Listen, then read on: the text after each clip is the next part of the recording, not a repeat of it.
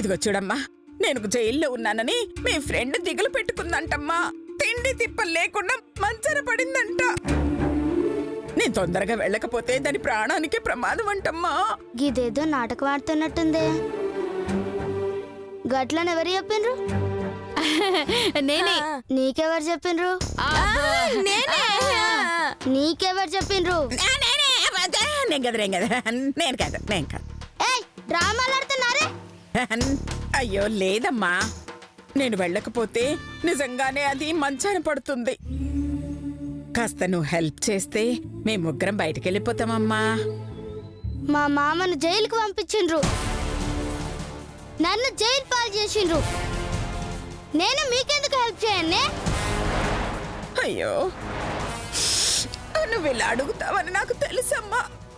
కాకపోతే నా కోసం కాకపోయినా నీ ఫ్రెండ్ కోసమైనా నువ్వు హెల్ప్ చేస్తావని అనుకున్నాను. కానీ కుదరదంటున్నావు. ఏం చేస్తావు? దానికి చావు రాసి పెట్టే ఉంటుందిలే. అమ్మో,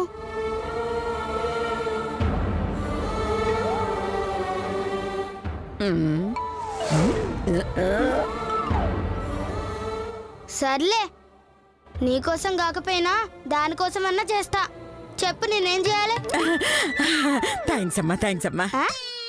థ్యాంక్ యూ జయన్న. గదెట్లా చేస్తారు?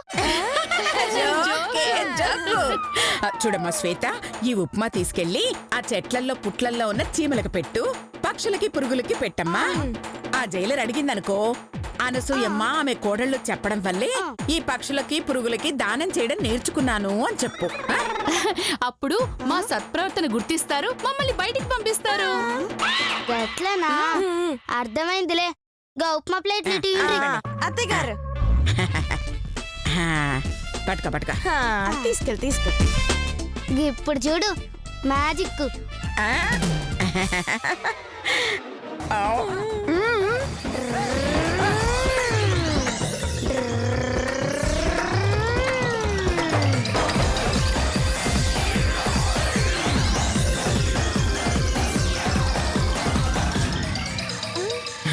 అదేంటే, అదేం చేసిందే?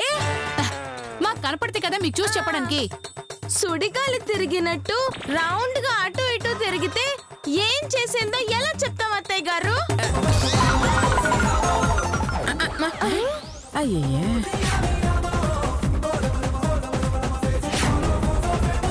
ఆ శ్వేత అక్కడ కూర్చుని చీమలకు పెడుతున్నట్టుందే. అత్తయ్య గారు, మన ప్లాన్ వర్కౌట్ అయ్యింది.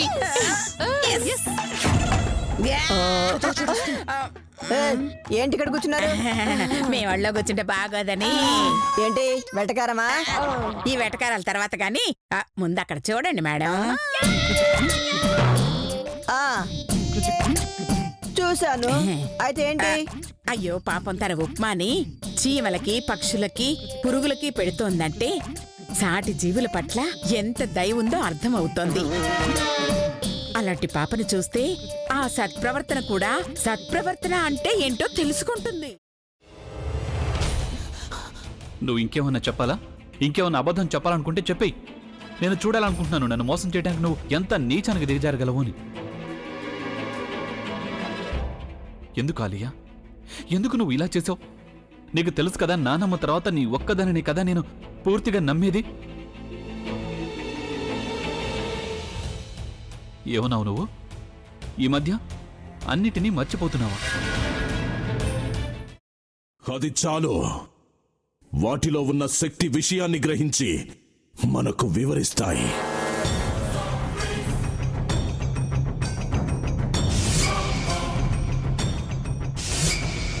ఎవరు ఆ దండ విప్పొద్దు, గది తలుపులు తెరవద్దు.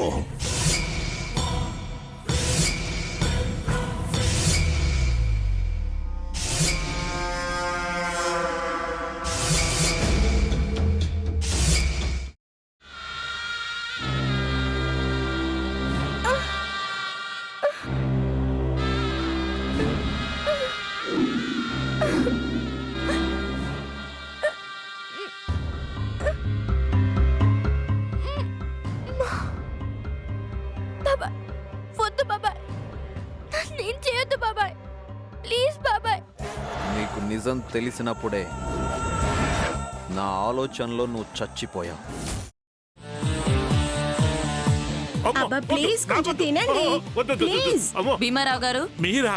ఇగో మీరా కాదు సక్కుబాయ్. అవును, మీ పనామే లేచిపోయిందని చెప్పి కంప్లైంట్ ఇచ్చినావు కదా. రేయ్, ఆయన కంప్లైంట్ ఇచ్చింది లేచిపోయిందని కాదు, కనిపించడం లేదు అని. అట్లానా? సరే మేడం. ఇడియట్. ఆ వంట మనిషి పేరేంటన్నారు? రత్తాలు మేడం. ఏం పెద్ద మంచి, నీ వంట మంచిని కూడా మేడం అని పిలుస్తావా? రేయ్ హాఫ్ బ్రెయిన్,